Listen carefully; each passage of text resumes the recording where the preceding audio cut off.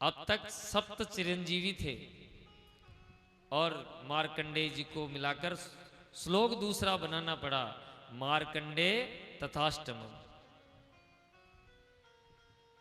यह है बड़े लोगों के वरदहस्त का चमत्कार। ब्रज के एक रसिक भक्त श्री भट्ट जी एक बड़ी सुंदर रचना उन्होंने बनाई है।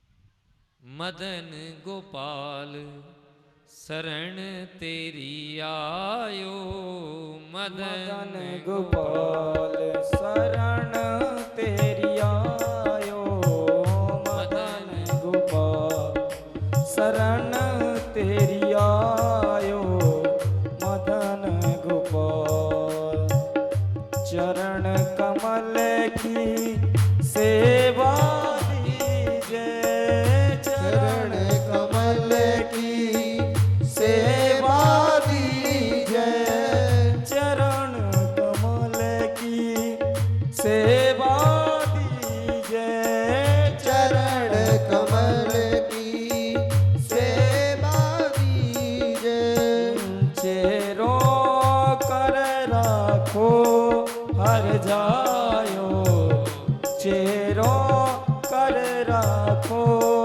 हर जायो, मदन गोपाल शरण तेरी आयो, मदन गोपाल शरण तेरी आयो, मदन गोपाल।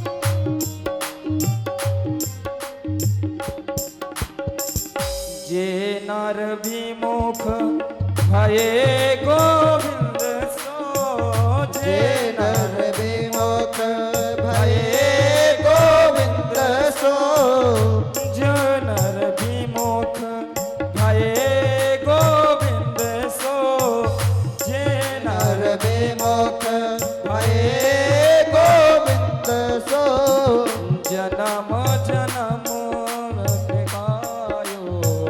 जन्म अनेक दुख पायो, मदन गोपाल शरण तेरी आयो, मदन गोपाल शरण तेरी आयो, मदन गोपाल।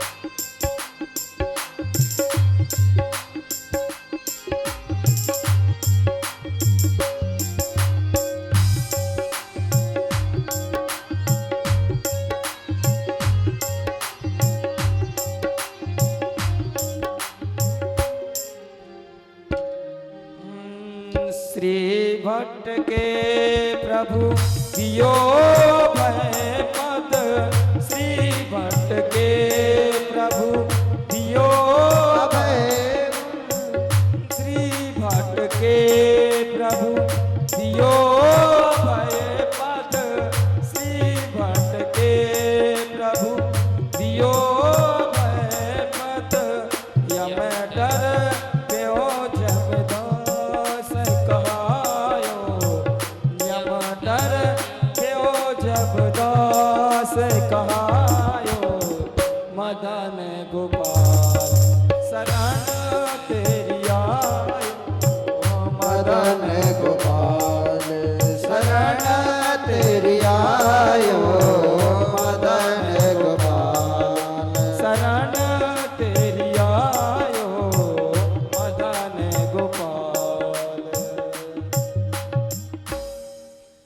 यम डर प्यो जब दास कहायो, मदन गोपाल शरण तेरी आए। मैं यमराज से पहले खूब डरता था महाराज, श्री भट्ट जी कहते हैं, परंतु जब से आपका दास कहाया, जब से यमराज भी मुझसे डरने लगा। यम डर प्यो जब दास कहायो। तो यह है बड़े आदमी के वृद्धहस्त का चमत्कार। और संसार में परमात्मा से बड़ा कोई नहीं है। जब आप उसके दास बन जाओगे तो आपको किसी से डरने की आवश्यकता है। न तो कोई शनि की 7.5 लगेगी, न राहु की दशा लगेगी, न और कुछ। भगवान ने ये ग्रह इसीलिए बना रखे हैं, जब कोई अच्छी संपत्ति प्राप्त करके अभिमानी हो जाता है, कौन भगवान, ये तो मैंने अपने परिश्रम से कमाई की है, तो भगवान ने अपनी सेना में जो राहु केतु लगा रखी है ना, सब उसके पीछे छोड़ देते हैं। अपने आप घूमता घूमता आएगा कि महाराज क्या किया जाए। ये बड़े आदमी के वृद्धहस्त का चमत्कार है। कालिया नाग समझ गया, तुरंत प्रणाम किया और रमणक द्वीप की तरफ प्रस्थान किया। अब सुखदेव जी कहते हैं, परीक्षित, हेमंत ऋतु आ गई। हेमंत ऋतु के प्रथम मास में यानी मार्गशीर्ष में गोपियां प्रातःकाल ब्रह्म मुहूर्त में उठकर कात्यायनी मां की पूजा प्रारंभ करती हैं। ब्रज की छोटी छोटी कन्याएं भगवान श्री कृष्ण को ही पति रूप में पाने के लिए जमुना नदी में स्नान करके कात्यायनी मंत्र की माला फेरती है। कात्यायनी महामाये महायोगिन्नधीश्वरी, नंद गोप सुतम देवी पति में कुरुते नमः। हे कात्यायनी पार्वती मैया, नंद गोप सुतम, नंद बाबा का पुत्र भगवान श्री कृष्ण ही हमारे पति रूप में प्राप्त हो। इस मंत्र के द्वारा सभी गोप कन्याएं प्रार्थना करती है। चूंकि 4 बजे प्रातःकाल नदी में स्नान करती है, सभी वस्त्र त्याग कर निवस्त्र होकर स्नान करती है, तो ये भगवान को थोड़ा अनुचित लगा। क्यों? रात्रि के समय जल के देवता वरुण निद्रा में होते हैं। इस समय एक तो जल में निवस्त्र होकर किसी भी नदी सरोवर में स्नान नहीं करना चाहिए, ये अमर्यादित है। भगवान को लगा ये प्रार्थना तो कर रही है, परंतु इनकी सेवा में थोड़ी सी कमी है। एक दिन भगवान प्रातःकाल जल्दी गए और नहाती हुई गोपियों के वस्त्र चुराकर कदम्ब के पेड़ पर छुप गए। जब नहाकर गोपियों ने देखा वस्त्र गायब हैं, तो एक दूसरे से पूछी कहीं कोई बंदर तो नहीं ले गया। दूसरी गोपी कहती वो बैठे वानराधीश ऊपर। वहीं सरोवर से ही प्रार्थना करने लगी कि श्याम सुंदर ते दास्य है, करवाम तवोदितम, देहि वांसासि धर्मज्ञ, नो चेद्राघ्ये ब्रुवा महे।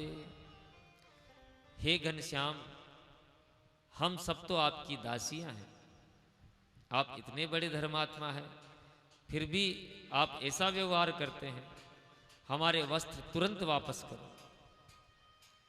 अब यदि ज्यादा तंग करोगे तो हम नंद बाबा से जाकर शिकायत कर देंगे।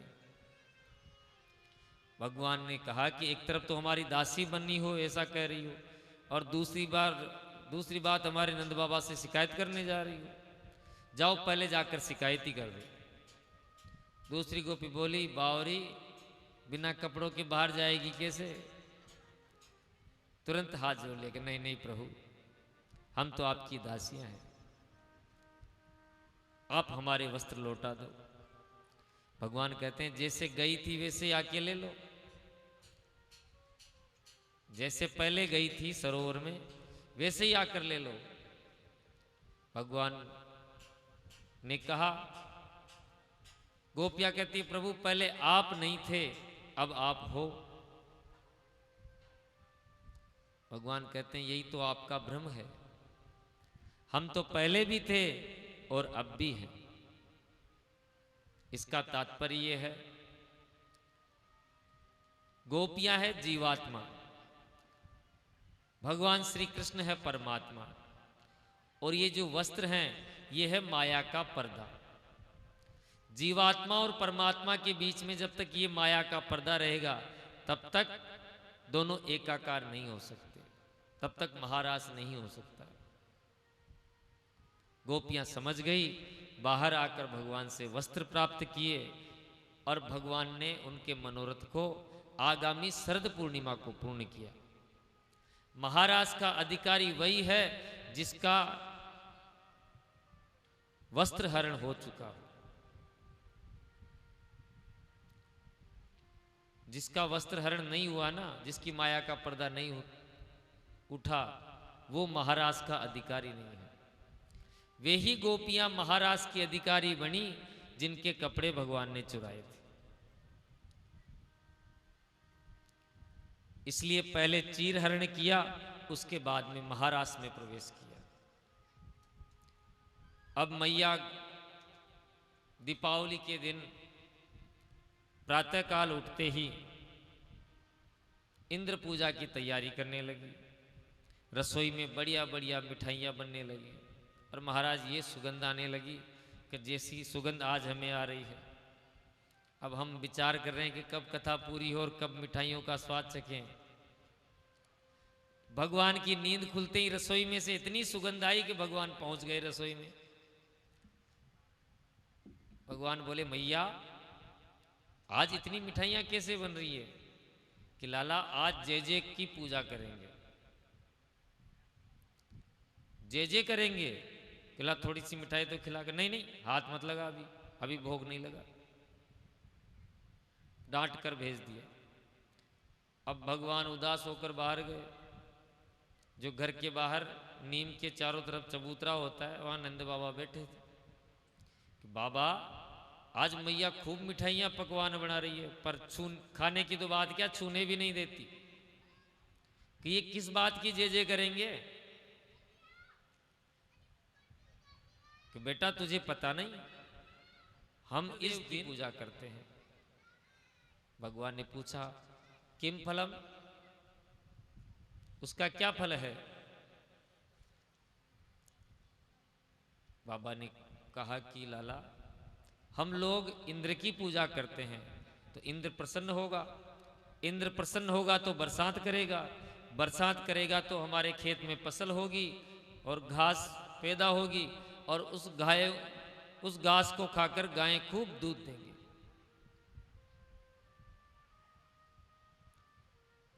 कन्हैया बोलते हैं, तो एक बात बताओ बाबा, यदि हम इंद्र की पूजा नहीं करेंगे तो क्या वो बरसात नहीं करेगा? बाबा बोले, हो सकता है बरसात नहीं करे, भाई नाराज हो गया तो क्यों बरसात करेगा? अच्छा बाबा एक बात बताओ, आधे ब्रजवासी पूजा करें और आधे ब्रजवासी पूजा नहीं करें, तो बताओ इंद्र उन आधे ब्रजवासियों के खेत में बरसात करेगा और उनमें नहीं करेगा? अब बाबा की खोपड़ी खराब हो गई। लाला तू बता क्या करना चाहिए? कन्हैया बोले कि परजन्यो भगवान इंद्रो मेघास्तस्यात्म मूर्तयः ते भी वर्षन्ति भूतानां प्रीडनम जीवनम पयः। कि बाबा इंद्र को तो तुम भंडारी समझो, जैसे हमारे यहाँ भंडारी जी हैं, उनको सूजी दे दी, घी दे दिया, चीनी दे दी कि हलवा बनाओ, तो भंडारी जी हमको हलवा बना कर दे देंगे। अब देव कुछ मत और शाम को बोलो कि आज तो बढ़िया चूरमा बाटी बनने दे, तो क्या भंडारी दे पाएगा? कि नहीं दे पाएगा। क्यों? क्योंकि कर्मणा जायते जंतु कर्मणेव विलीयते, सुखम दुखम भयम क्षेमम कर्मणेवाभिपद्यते। जो प्राणी जैसा कर्म करता है उस कर्म के अनुसार परमात्मा उसको फल देते हैं। और भगवान को तुम भंडारी समझो, कर्म बनाकर दिए जाओ, वो तुमको फल दिए जाएगा। इस लेने देने में इंद्र क्या करेगा? महेंद्रम किम करिष्यति। बाबा कहते हैं भैया अब तू ही बता दे क्या करना चाहिए। किसी न किसी देवता की तो पूजा करेंगे। कि देखो हमारे प्रत्यक्ष देवता हैं ये गिरिराज गोवर्धन। गिरिराज गोवर्धन की तलहटी में सुंदर सुंदर घास, जिनको गैया मैया खाकर बढ़िया दूध देती है। कितने वृक्ष लगे हुए हैं जिससे हमारा पेट भरता है, और अच्छे झरने बहते रहते हैं जिससे प्यास बुझती है। तो बाबा हमारे प्रत्यक्ष देवता श्री गिरिराज बाबा है, श्री गिरिराज गोवर्धन है, हमें उनकी पूजा करनी चाहिए। मीटिंग हुई, सबको बुलाया, कुछ ने हाँ करी कुछ ने ना करी, तो दीपावली का दिन तो निकल गया। दूसरे दिन फिर मीटिंग हुई, भाई किसी न किसी देवता की पूजा तो करनी चाहिए। हर साल इंद्रदेव की पूजा करते हैं, एक बार गोवर्धन की पूजा करके देख लेते हैं। तो सर्वसम्मति से निर्णय हो गया, अच्छा भैया कन्हैया क्या क्या चीजें चाहिए पूजा के लिए। कि देखो रोली मोली चावल गंध अक्षत की आवश्यकता नहीं है, गिरिराज बाबा को खाने की खूब वस्तुएं प्रिय है, तो 56 भोग आप सब लेकर चलो। और सबने 56 भोग बनाया और आ गए गिरिराज बाबा की तलहटी में। अच्छा भैया कन्हैया कहाँ है तेरा देवता? अरे ये नहीं दिख रहा, 7 कोस का देवता। अरे राम राम, इतना बड़ा देवता, 7 कोस का आज तक तो हमने देखा नहीं। कोई बात नहीं। तो सब ब्रजवासी जमुना जी से मटकियां भर कर लाते और गिरिराज बाबा को स्नान करवाते। सैकड़ों मटकियां लग गई, पर गिरिराज बाबा की तो मूछ भी गीली नहीं हुई। सब थकार कर बैठ गए। लाला कुछ उपाय? कि सब हाथ जोड़ो, बोलो गिरिराज बाबा कुछ पानी की व्यवस्था करो। तो ही मानसी गंगा प्रकट हो गई। बोले मानसी गंगा की जय हो। सब ब्रजवासी हर हर गंगे खूब तो डुबकी लगाई और खूब मटकियां भरकर गिरिराज बाबा को स्नान कराया। अच्छा भैया आप क्या करें, क्या भोग लगाओ? तो ही महाराज 56 भोग रख दिए और नंद बाबा पर्दा करने लगे। कन्हैया बोले देखो मेरे देवता को पर्दा करने की जरूरत नहीं है, कि तो मेरा देवता चौड़े में ही भोग लगाएगा। तो जो ही कन्हैया ने आवाज लगाई, बोले गिरिराज भगवान की जय हो। तो ही महाराज गोवर्धन के शिखर पर एक रूप में तो भगवान चतुर्भुज रूप में गिरिराज बाबा बनकर प्रकट हो गए, और दूसरे रूप में खुद ही पुजारी बनकर भोग लगवा रहे हैं। गिरिराज बाबा कहते हैं लाओ ब्रजवासियों भोग। तो ही पुजारी बने भगवान एक एक थाल सरकाते जा रहे हैं और भगवान गप गप खाते जा रहे हैं। मधुमंगल बोला कन्हैया ये तेरा भगवान कितने दिने का भूखा है, हैं? कुछ प्रसादी छोड़ेगा कि नहीं छोड़ेगा? कि नहीं नहीं सबको प्रसादी मिलेगी। गिरिराज बाबा ने भोग ग्रहण किया कि नंद बाबा बोले और कन्हैया अब क्या पूजा शेष रही? कि बस सब काम हो गया, कि अब तो मेरे गिरिराज बाबा की 7 कोस की परिक्रमा और लग जाए। कथा के उपरांत आप इस पंडाल की 7 परिक्रमा करें। तो हमारे गुरुदेव कहते हैं ये बात कि पंडाल की 7 परिक्रमा करने से आपको वही पुण्य प्राप्त होगा जो गिरिराज बाबा की 7 कोस की परिक्रमा करने से मिलता है। ये मनमुखी नहीं कर रहे, ये गुरु का आदेश है। कई माताओं की समस्या रहती पैरों की कि 7 कोस की परिक्रमा वो लगा नहीं पाती है।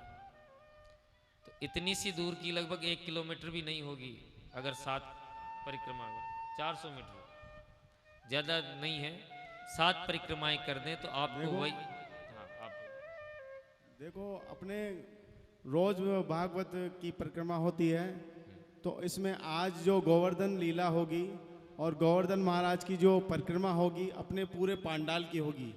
यहाँ से शुरू करें, यहाँ से प्रणाम करके भागवत मतलब, और सीधा इधर 4 परिक्रमा कर लें। 7 परिक्रमा। बोले गिरिराज भगवान की जय हो। कल के लिए आपको विशेष बता दूं, कल भगवान का विवाह है और किसी शादी में हम लोग जाते हैं तो बढ़िया सज धज के बाबा लोग बढ़िया वस्त्र कपड़े नए पहन के, और माता जी हमारी बहनें जो भी हैं, शादी में शादी के हिसाब से जाना चाहिए। और ये विवाह तो भगवान का विवाह है। हम संसारियों के विवाह में जब सज धज के जाते हैं तो भगवान के विवाह में तो सुंदर सज धज के सब माता बहनें आए, लाली लिपस्टिक पीओपी वगैरह पोत के अच्छी तरह सब नए वस्त्रों में आए। बस यही विनती है। अब हम सब प्रेम से गिरिराज बाबा की पूजा करें।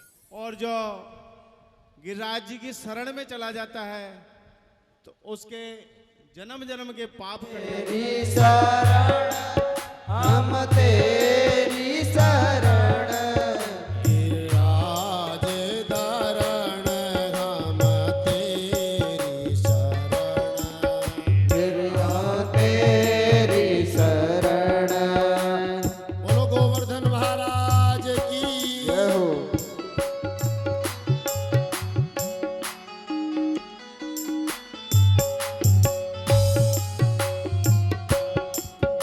आगे मुकुट विराज रयो, श्री गोवर्धन महाराज महाराज, तेरे माथे मुकुट विराज रहो। जय हो। बोलो गोवर्धन महाराज की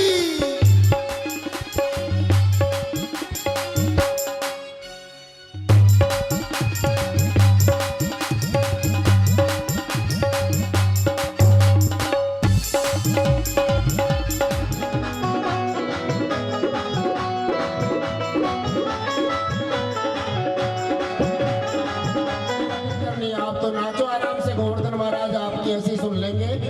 साक्षात गोवर्धन महाराज यहाँ पधारे हुए हैं। आपको भी बताया था धीरे धीरे आराम से भाई व्यवस्था बना के रखना, आप तो मानते ही नहीं हो। इधर इनको तेरे नाचे मुकुट विराज रयो, गोवर्धन महाराज महाराज, तेरे माथे मुकुट विराज, सोई रहे, तेरे कान कुंडल सोई रहे। अरे कोड़ी पे विराज, तेरे नाचे मुकुट विराज रयो। गोवर्धन महाराज महाराज, तेरे माथे मुकुट विराज रहो।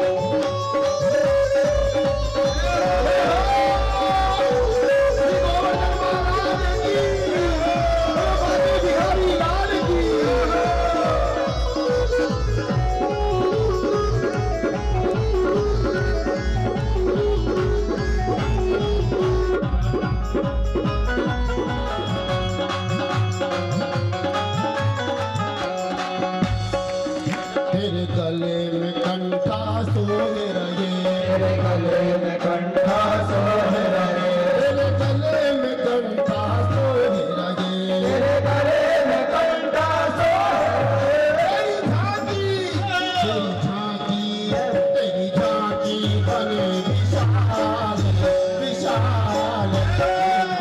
मुकुट विराज रयो, श्री गोवर्धन महाराज महाराज, मुकुट विराज रयो। जय हो।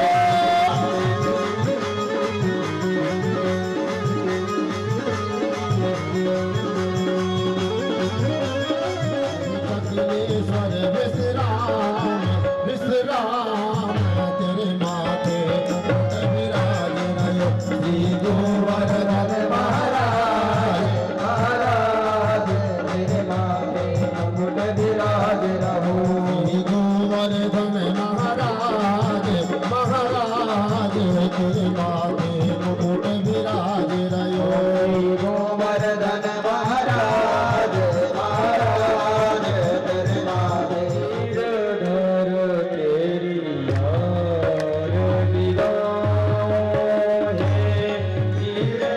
कर तेरी आरती गाओ, गिरधर तेरी आरती गाओ। हे गिरधर तेरी आरती गाओ। आरती गाओ प्यारे आपको मनाओ। आरती गाओ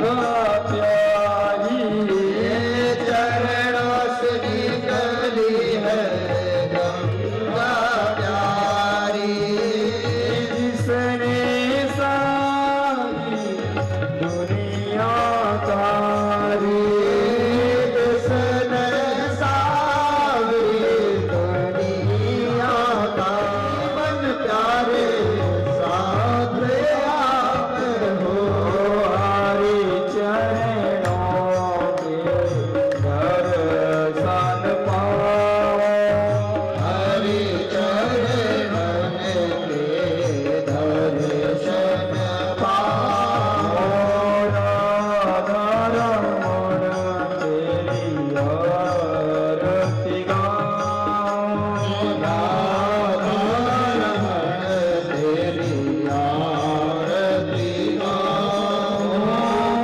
संग शोभे रस बानो दुलारी संग शोभे रस बानो दुलारी संग शोभे रस बानो दुलारी संग शोभे रस बानो दुलारी ललितानी को संग सखियां प्यारी ललितानी से हरि तेरी आरती गाओ आरती गाओ प्यारे आँख तोड़ जाओ आरती गाओ प्यारे आँख तोड़ जाओ आरती गाओ प्यारे आँख तोड़ जाओ आरती गाओ प्यारे आँख तोड़ जाओ